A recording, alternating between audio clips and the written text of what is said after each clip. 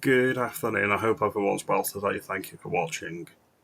The government has won an appeal to overturn a injunction down in Essex, Epping, for the Bell Hotel.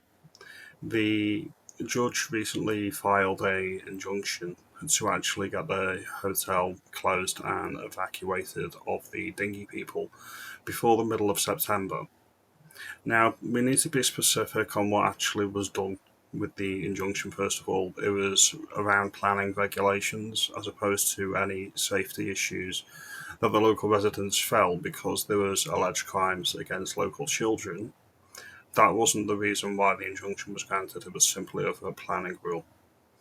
Now, according to the hearing, when I watched it today, when the hotel was originally opened under the Tories, they were applying to get that planning permission to get it changed, but they cancelled that plan when the hotel was closed.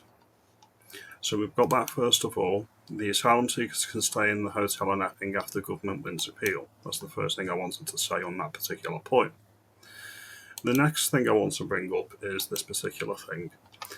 This is from Martin Gauci. The court overturns the Bell Hotel appeal. Injunction. The Court of Appeal overturns the High Court ruling. Bell Hotel allowed to continue housing alleged asylum seekers. The Court of Appeal, as I say, overturned the injunction that would have required the Bell Hotel in Epping to stop accommodating asylum seekers by the 12th of September. The judges ruled in favour of the Home Office and the hotel's operators, adding that previous judgments were made in error due to lack of insight from the Home Secretary's application not being considered. And finally, we've got this one here. Let's just see now. The judge's approach ignores the obvious consequence that the closure of the site needs capacity needs to be identified somewhere else in the system, he said. Referencing the demonstrations outside the Bell Hotel which took place in the lead up to the injunction being granted, Justice Bean continued, if an outbreak of protest enhances a case for planning injunction, then it risks an impetus for further protests, some of which may be disorderly surrounding asylum accommodation. At worst, even unlawful protests are to be treated, and there is a risk of further lawlessness. So that's what he has to say about it. Alright? I'm going to play the judgment in a bit more detail now so you can listen to the words from the horse's mouth.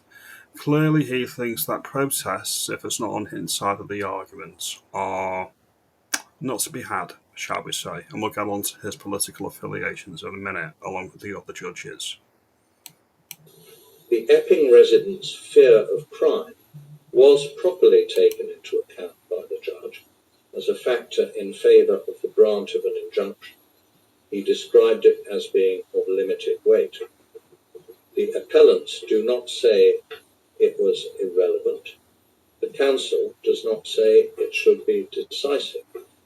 We agree that it is relevant, but in our view it is clearly outweighed in the American cyanamide balancing exercise by the undesirability of incentivizing protests. The safety of local residents is less important to this judge than people protesting about the alleged crimes that have been committed by asylum seekers, not just in Epping, but all over this United Kingdom. By the desirability in the interests of justice of preserving the status quo for the relatively brief period leading up to the forthcoming trial, and by the range of public interest factors which we have discussed in our judgment. Therefore, we grant permission to appeal, both to Somani and to the Home Secretary, against the grant of the interim injunction. So there you have it. And we'll get into the judges in a moment. So we'll go on to what the Epping Council are going to do on the back of that now. Epping Council responds to the latest ruling. The Councillor for Epping says the battle is not over after the Court of Appeal ruling. Speaking outside the London court, Ken Williamson said, we are deeply disappointed by the outcome of today's hearing.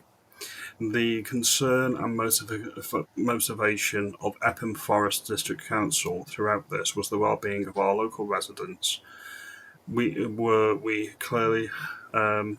had clarity and a resolution, and now we have doubt and confusion. The battle is not over, and we'll continue to fight, he added. The council could still be granted an injunction following a full hearing of the legal claim, which is due to be heard in October. Now, there was much hay made of the original judge making the injunction and granting the injunction being a Tory candidate from way back when. What I want to do is I want to look at the three judges here. Okay, so we're going to look at these three judges now. On the left is Justice Bean, who once edited a far-left manifesto for Society of Labour Lawyers. In the middle, Justice Nicola Davis, a Labour voting feminist. And on the right, Justice Cobb, who wanted to overturn Brexit. These were the judges that decided the decision today. You tell me if the judiciary is... You let me know if you think that they are impartial. We're being ruled by people that put international law and the ECHR, which was cited in this particular case by the Home Office's appeal, above the well-being of British voters, citizens and our own laws. Thankfully, there's at least one Labour MP, I think his name is Graham Stringer, that understands the issue and wants Lord Hermer, the current Attorney General for England and Wales, to resign. So we're going to play this now. Should work. And there is another issue, of course. There is not just, but the Attorney General believes that these treaties are more important than democracy. So there's an immediate issue with people crossing on the boats. And then there is a very big issue that the Attorney General is trying to take control of the whole of the government's agenda at a top level and to squash the democratic input. So I think there's a small, in relative terms, and a very big argument to be had about these things. And that's the way everybody who's got the fortune to be an MP goes about changing policy. If there's a reshuffle, then So he thinks Lord Hermer should go, and I agree. I think Keir Starmer should go. I think there should be a general election as soon as possible. It's clear that Labour isn't for the people of the United Kingdom, they are for their new imported client group, the asylum seekers or the asylum seekers. Now, what this actually shows us, as I say, is that there's a complete contempt and disdain for the well-being of your friends and your family. Nobody ever voted for these dinghy divers to enter the United Kingdom. There was a clear solution. You ship them back. Not interested. The people in Epping and all over this United Kingdom have every right to be upset, angered and confused by Labour citing international law, the ECHR, against the will of the British people. They've clearly signed their own death warrant, politically speaking. Now, if you like this video, give me a thumbs up, give me a like and subscribe. I'll see you in another video later on today, but thank you very much for your time. This isn't over. We will win this in the end. We need to stay strong and stay united. Have a good day.